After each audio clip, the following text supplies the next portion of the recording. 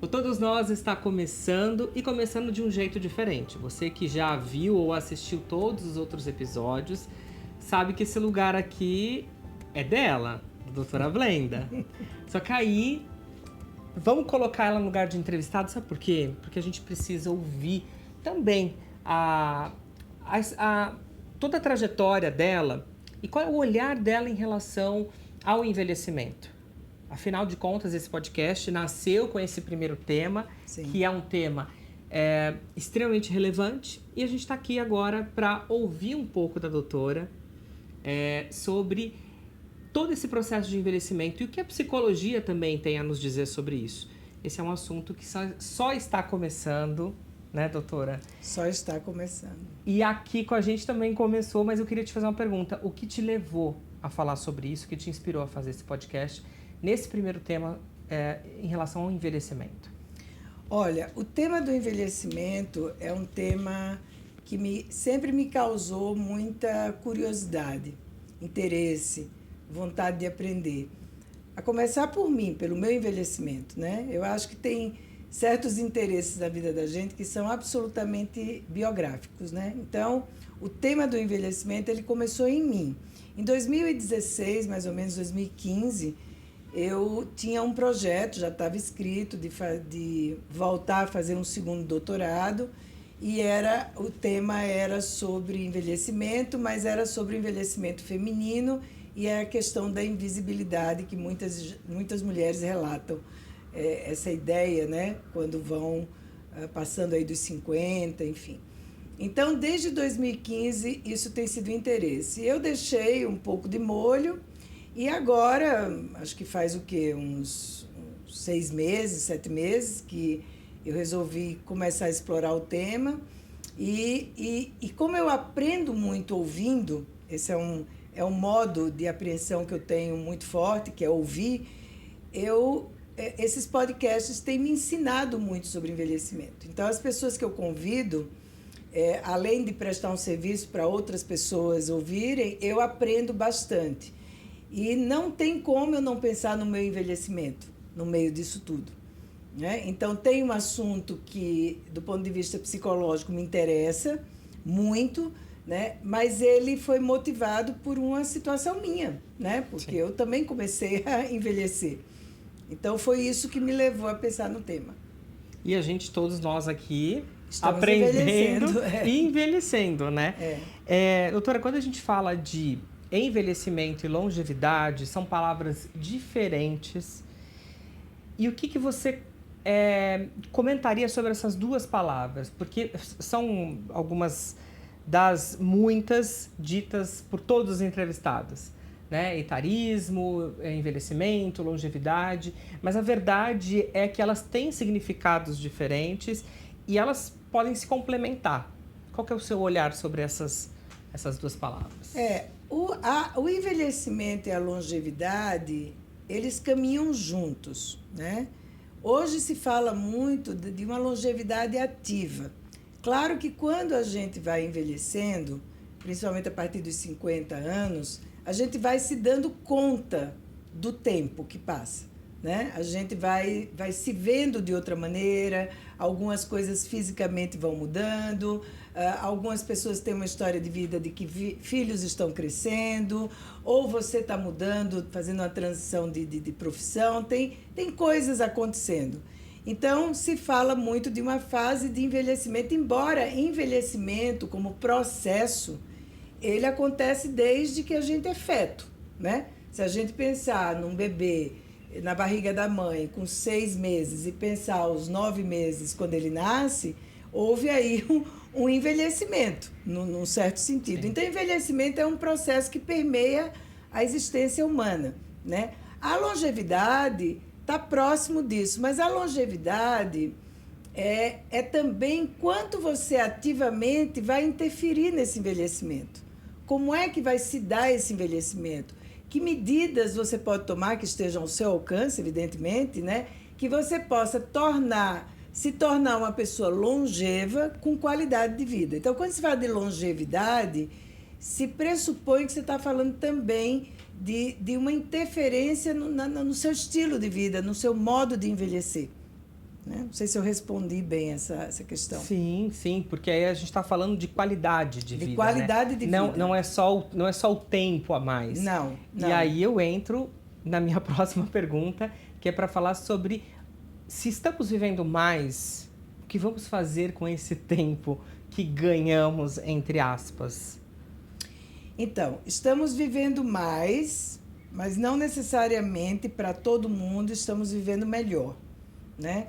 Eu acho sempre importante, Xande, a gente ressaltar que existem diferentes envelhecimentos, né? E, portanto, diferentes processos de longevidade. Quer dizer, envelhecer com qualidade depende, sim, de questões internas, mas depende, sim, de questões externas. Depende da facilidade que você tem e acesso à saúde, facilidade e acesso à moradia, facilidade e acesso a uma situação de mais segurança, emprego, não é? Condição de ganho, porque quando a gente vai envelhecendo, a gente também tem que pensar que ganhamos mais tempo, mas vamos gastar mais nesse tempo, né? Então, como é que a gente faz com o nosso seguro-saúde? Como é que a gente faz com a aposentadoria? Todas essas coisas estão implicadas nesse tempo a mais. Não é somente, ai, que bom, temos um tempo a mais, mas como é que vai ser esse tempo, né? E não dá, eu pelo menos nunca me sinto muito à vontade de falar do envelhecimento de modo geral para todo mundo, porque eu acho que há diferentes formas de se envelhecer, né? As histórias são diferentes, as circunstâncias são diferentes, a vida que cada um levou é diferente, né? Mas como hoje tem surgido muitos estudos, pesquisas muito importantes, é um tema que está sendo muito investido, alguns autores, médicos, psicólogos, neurocientistas têm chegado a lugares comuns desse envelhecimento, né? De providências que a gente vê que algumas pessoas que cuidam, elas têm uma probabilidade maior de ter um envelhecimento com mais qualidade, portanto, uma longevidade com mais qualidade. Você está falando dessas diferenças que ocorrem, né? Naturalmente, por mais até que uma pessoa tenha um bom contexto social, financeiro, mas as vidas são diferentes. Mas quando a gente começa a discutir a questão do envelhecimento, não há uma necessidade de se sair de um digamos assim, de um básico, olha, para a gente envelhecer bem, a gente precisa ter isso, isso, isso e isso.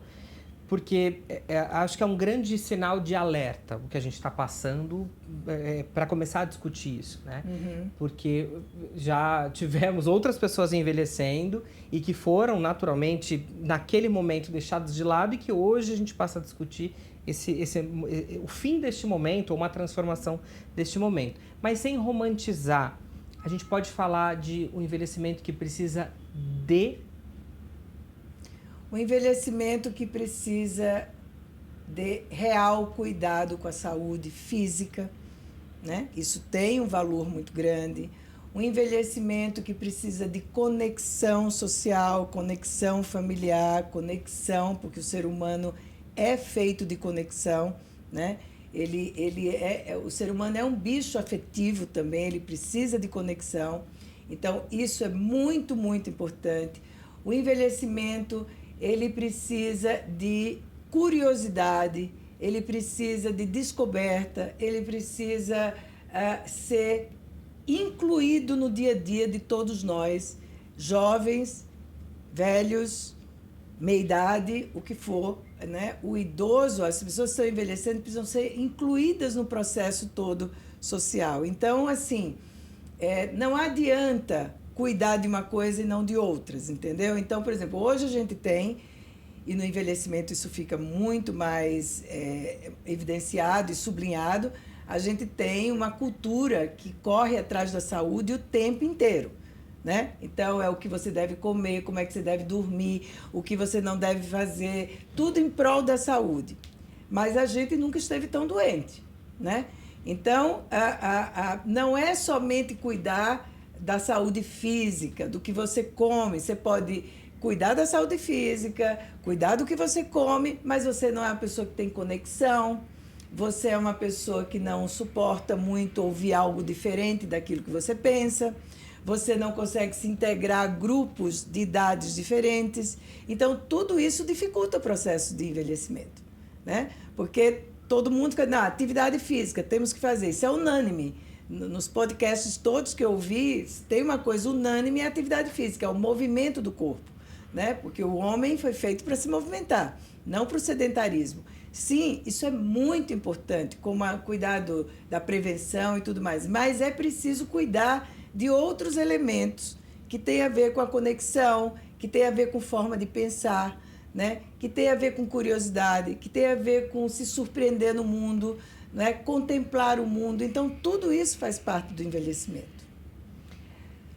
Muita coisa. Muita coisa. Mas a gente precisa começar a assimilar isso para poder aproveitar mais a vida. Sim. No que realmente nos cabe, né? Como seres.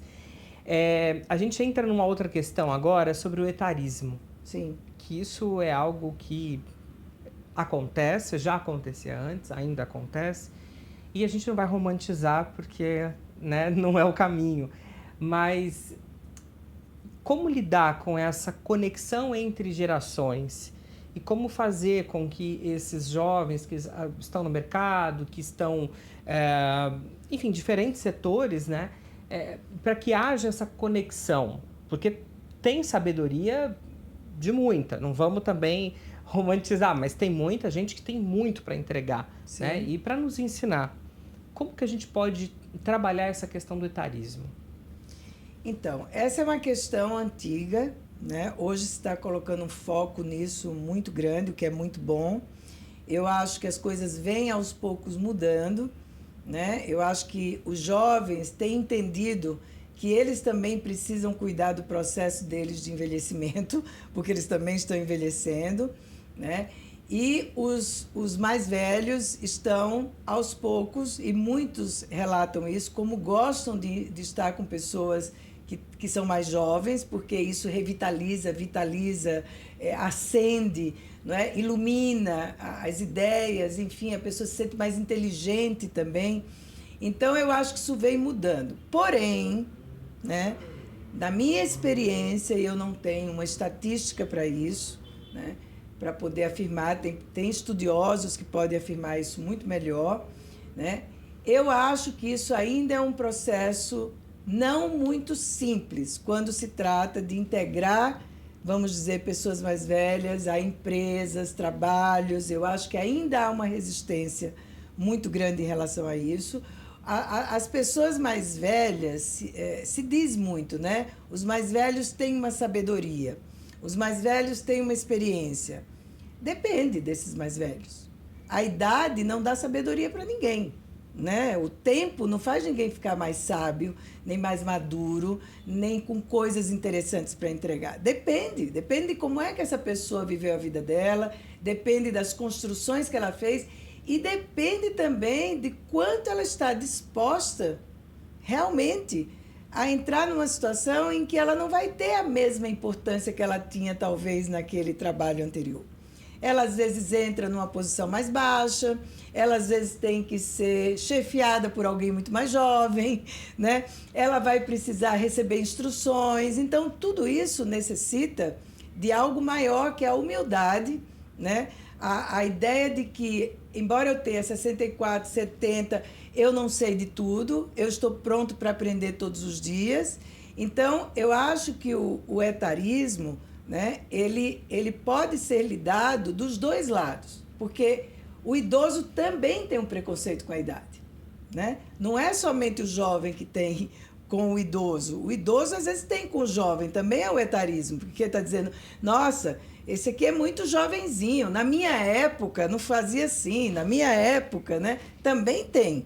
Então, eu acho que isso tem que ser um movimento lado a lado, né? Que o jovem esteja aberto para ouvir a história, a narrativa, né, desse idoso, né, dessa pessoa mais velha, e a pessoa mais velha está pronta para aprender. Ah, mas eu já fiz tudo na minha vida. Não, você nunca fez tudo. Sempre há coisas novas para se fazer, sempre há algo para a gente aprender. Mas eu acho que a gente precisa ter humildade.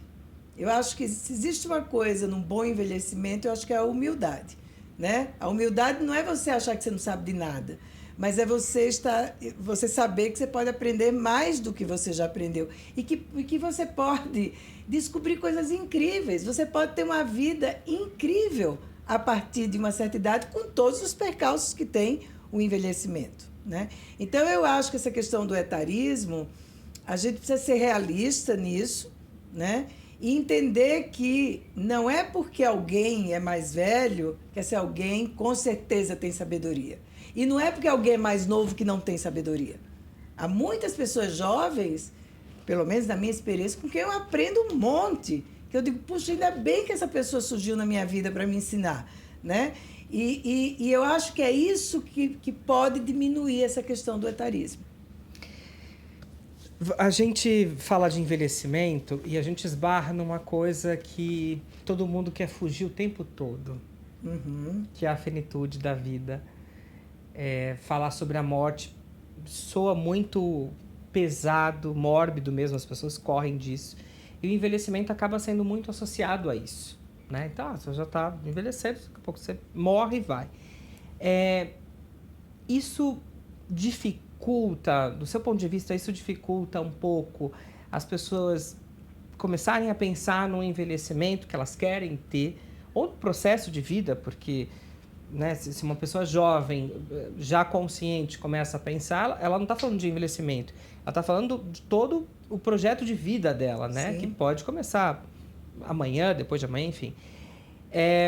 Então, como que você enxerga essa questão? Por que as pessoas, primeiro, por que as pessoas fogem desse assunto, né? Assim, é um receio muito grande disso.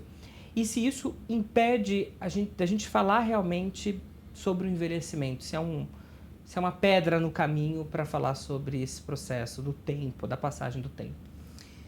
Então, eu tenho uma relação com a morte muito amigável, né? E eu acho que pensar sobre a morte, embora alguns achem muito mórbido e não queiram pensar, porque acho que se falar da morte, a morte te alcança, é uma coisa meio mágica, então eu não vou falar sobre isso, porque senão é como se eu estivesse chamando a morte. E eu estou sendo mórbida, eu estou pensando de forma negativa. Do meu ponto de vista, não. Eu acho que a morte é algo que, em cada idade, ela pode ser pensada.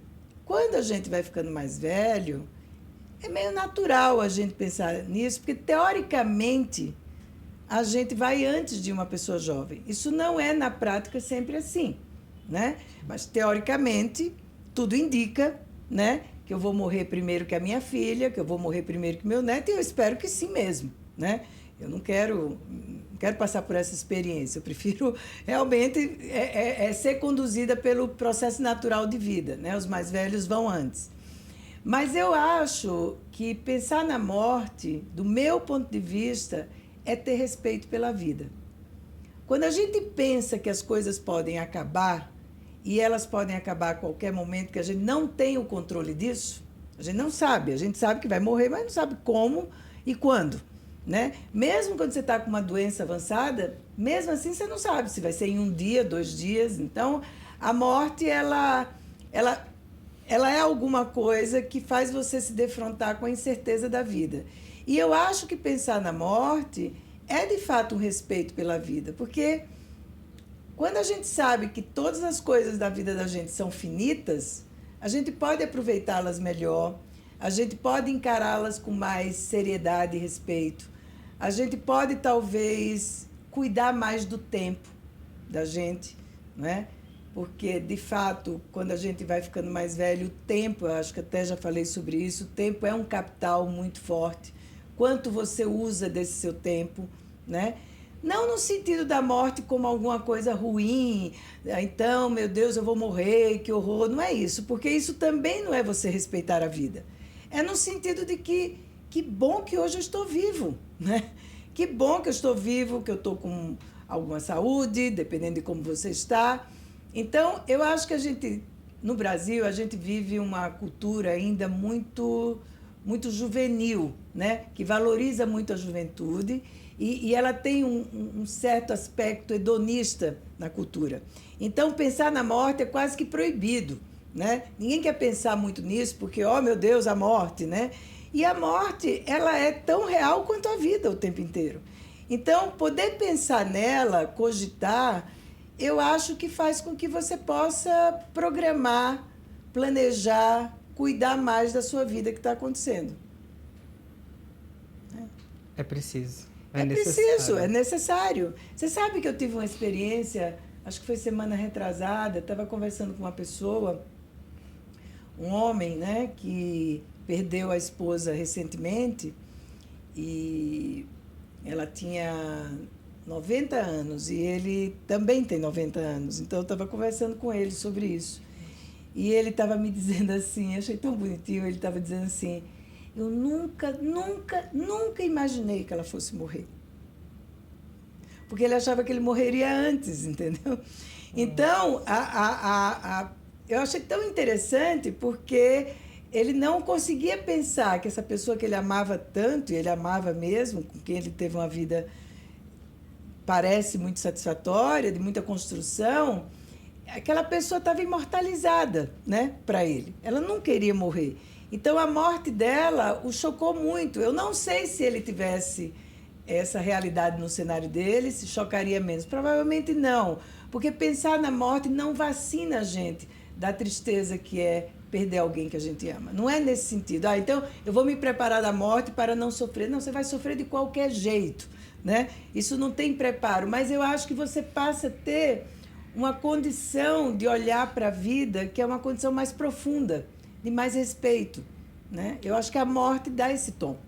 Pensar na morte poderia gerar uma potência de vida. Uma potência de vida. Do tipo, meu momento é agora. Exatamente. Então eu vou fazer dele o melhor porque ou, pode, né, não ter, né, o amanhã. Ou você diz, por que eu estou criando um caso tão grande com isso na minha vida?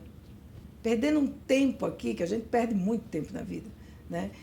Perdendo um tempo danado, se tudo na vida passa. Porque tudo passa na vida da gente. Claro, quando a gente está vivendo sofrimento, a gente não acha que passa. Quando a gente está numa dor muito grande, a gente não acha que passa, que aquilo vai ser eterno. Mas não há nada que passe mais do que a vida. A vida passa. Então, assim, se você pode ter essa noção que tudo passa, né, você já está tendo a noção da finitude. Não é da sua vida física, é da vida de modo geral. Tudo na vida tem ciclos, tudo na vida começa e termina, tudo tem morte, né? Então, eu acho que isso é uma coisa importante para que você utilize, você pense até do ponto de vista econômico no seu tempo. O que você está fazendo com ele todos os dias, né? Porque ele vai terminar. Não, e você usou uma fala que eu acho que é muito pertinente, né? O tempo se torna o capital mais precioso. E aí eu acho que não é só na velhice. Porque a gente está vivendo hoje um momento em que a sua atenção vale milhões, né? Então, se eu te colocar na frente de um celular, por exemplo, você ficar o dia inteiro ali, se você não está produzindo, você está consumindo. Uhum. E aí, há de se refletir. E aí eu acho que no envelhecimento pega mais isso, né? Do tipo, agora você precisa tomar conta do seu tempo, porque o reloginho está... né, passando ali os minutos e você precisa encarar aquilo.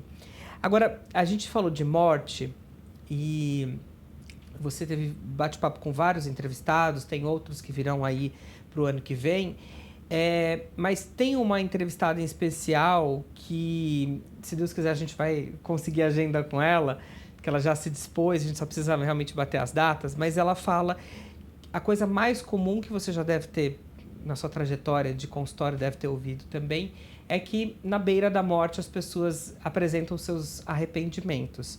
Isso é quase que unânime de alguma forma, né? Assim, a pessoa vai e ela sabe o que ficou pendente, né? Existe alguma forma da gente não levar isso pro final da vida mesmo? O que a gente precisa trabalhar e entender na gente? Porque normalmente são relações, né? Não é o carro que eu deixei de comprar, não é a casa que eu deixei de ter, não é a viagem que eu não fiz. São sempre relações. O que a gente precisa olhar para que isso não ocorra no final da vida? Olha, eu vou falar uma coisa que atualmente é clichê, tá? Então, eu vou me repetir, às vezes eu acho meio mesmice falar disso, mas eu não tenho outra maneira de acessar esse assunto. Eu acho que a gente deveria, né, sempre investir no conhecimento que a gente tem da gente. Se a gente vai se conhecendo, e aí tem muitas formas de se conhecer, não é só por meio de terapia, tem muitas formas de se conhecer, mas que a gente se levasse mais a sério nesse autoconhecimento, para que a gente não leve para o leito de morte, né, os nossos arrependimentos, que a gente possa se arrepender em vida, porque a gente faz muita bobagem, a gente não considera coisas e pessoas importantes, e a gente carrega dificuldades profundas também. Todos nós temos nossos traumas, nossas dificuldades afetivas, nossas relações que ficam empacadas, né? Então, eu acho importante se resolver isso cada vez mais em vida, né? Porque quando a gente vai envelhecendo, e se você está no leito de morte, é mais difícil lidar com isso. Claro, né? Há pessoas que morrem em paz, né? Elas próprias dizem isso porque elas conseguiram verbalizar e até falar com pessoas que elas queriam muito. Mas eu sempre fico pensando, por que a gente não faz isso antes? Por que a gente não investe nisso antes? Por que a gente não se faz essa pergunta todos os dias? O que eu estou deixando de fazer na minha vida que é importante? E por que eu não estou resolvendo isso, já que é importante para mim? Aquela relação com aquela pessoa é tão importante para mim e ela tá conflituada, ela está parada. Por que eu não me aproximo? Isso não quer dizer que você vai viver bem com todas as pessoas, mas você vai tirando as pendências da sua vida. Então, eu acho, no meu ponto de vista, eu acho que a gente precisa se fazer essa pergunta todos os dias, né? Todos os dias. O que eu estou fazendo com a minha vida, comigo, né? Eu estou sendo quem eu quero ser? Eu estou demonstrando quanto, ou eu estou demonstrando uma coisa diferente daquilo que eu digo, ou eu estou sendo diferente daquilo que eu falo. Porque eu acho, pode ser que você não chegue a uma solução, mas você vai criando, né, a possibilidade de questionamento, você vai abrindo janelas para você, né? E não ter medo de fazer isso, não ter medo de se debruçar nisso. Porque algumas pessoas dizem, não, isso não adianta. Mas aí quando chega lá no final, né, descobre que adiantava ter feito isso. Né? Com certeza um dos pontos que mais pega mesmo as pessoas, né? Se a gente vem na linha do envelhecimento, vem Sim. a morte, vem esse confronto ali com o final que você não sabe. Isso para quem tem a oportunidade também, Para quem tem a oportunidade. Porque não é todo mundo que tem. Não. Você tem N formas de morrer, né? Sim, então, para quem tem, ainda teve uma chance até de expressar sim, aquilo, claro. né? Quando a gente fala de envelhecer bem, você falou de atividade física, você falou de alimentação, isso é importante, e agora você deu o exemplo das várias formas de se autoconhecer, mas envelhecer bem exige da gente um autoconhecimento, ou pede para que a gente se conheça melhor para poder aplicar essa longevidade, porque também não adianta viver mais e não... Sim. Né? Não sem contribuir, qualidade, né? Sem qualidade, sem contribuir, ser contribuído de alguma forma também. Como que você vê essa conexão entre a longevidade e o autoconhecimento? Eu vejo toda a conexão, né? Tudo que até agora eu tive contato, assistindo documentários, entrevistando profissionais, lendo, né?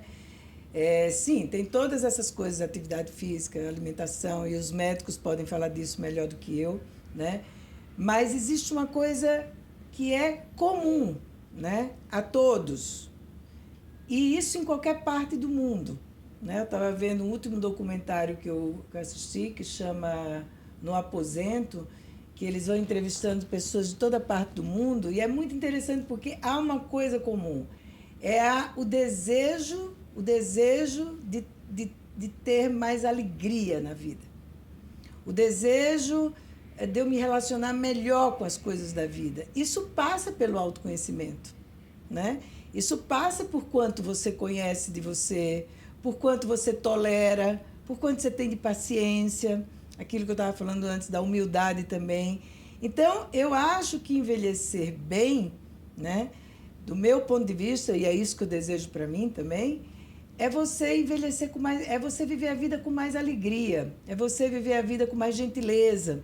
Claro, gentileza e alegria é bom em qualquer idade, a gente ensina isso aos filhos desde muito cedo, mas a gente está falando do envelhecimento. Eu acho que é você fazer um balanço de quantas coisas você já fez e construiu, sejam lá quais forem, né? Tudo na vida da gente é uma construção importante. Sim. Então, você poder olhar para isso, celebrar isso e poder viver uma vida que você possa se relacionar com o mundo, com as coisas do mundo, né? De um jeito que é mais generoso, né? Eu acho que envelhecer bem é ser mais generoso com a vida e com você mesmo. Quando a gente é jovem, a gente está correndo, educando filhos, vida profissional, né? A gente um pouco vai, né? Vai de qualquer jeito e passa por cima da gente mesmo. Mas quando a idade vai chegando, porque inclusive é tão sábio, a natureza é tão sábia, né? O corpo da gente é tão sábio, que algumas pessoas dizem, nossa, eu não tenho o mesmo ritmo de antes. Você já deve ter ouvido isso, né? Nossa, muito. Nossa, antes eu fazia 10 coisas, agora eu faço 3.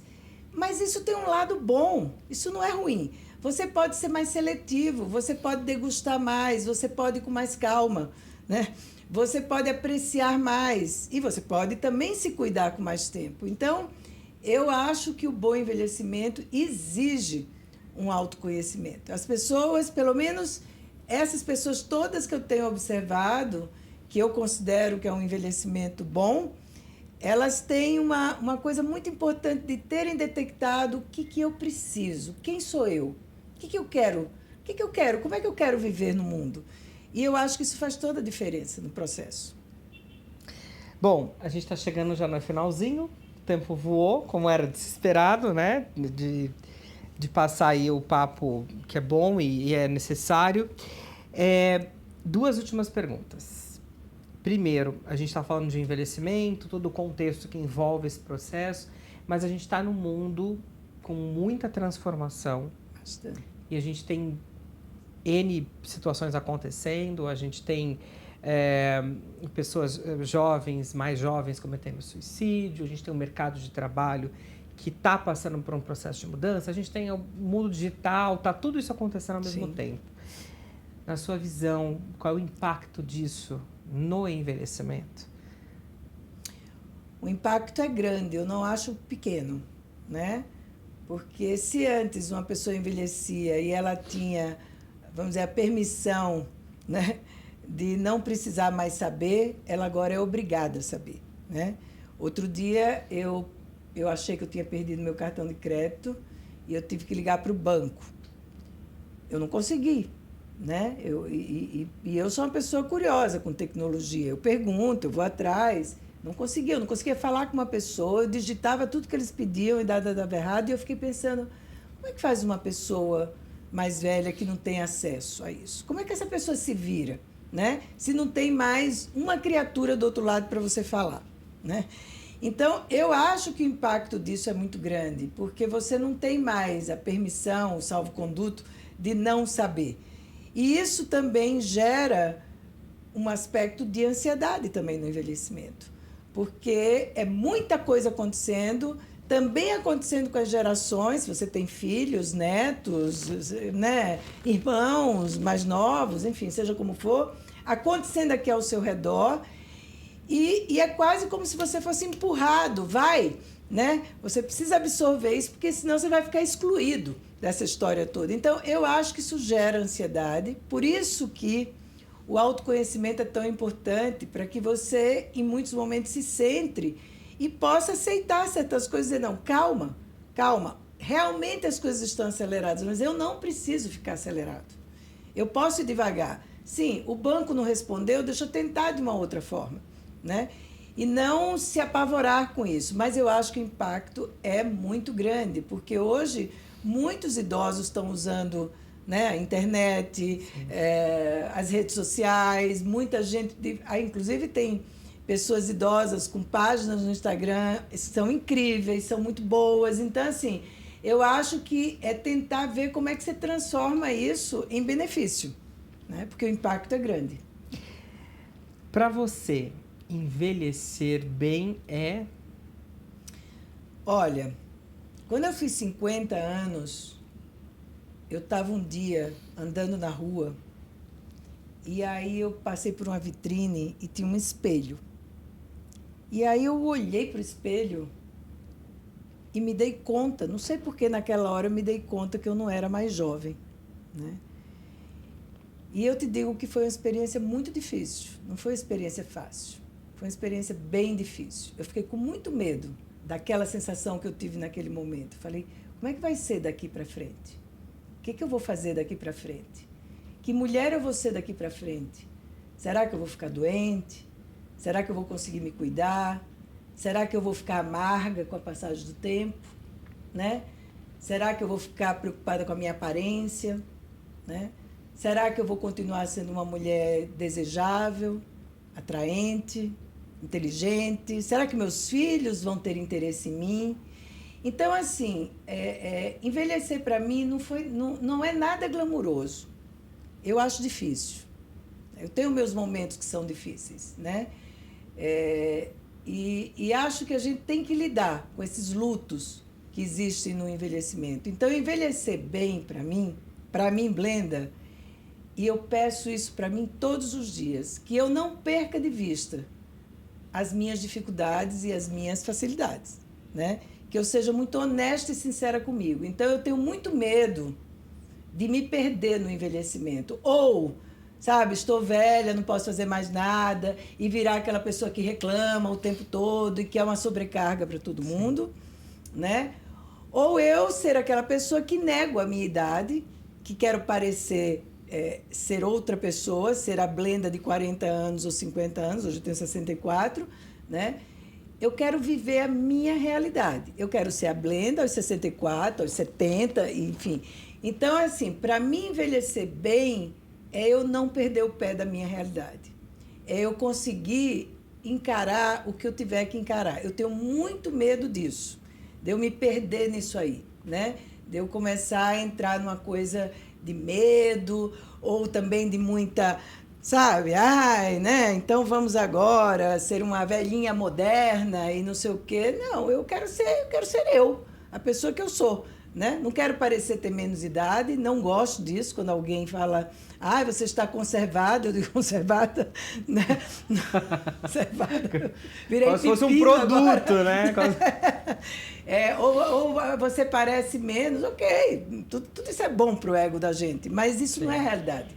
Eu sei da minha experiência, eu sei o que eu já vivi, eu sei que eu já envelheci em muitas coisas e isso é bom, não é ruim.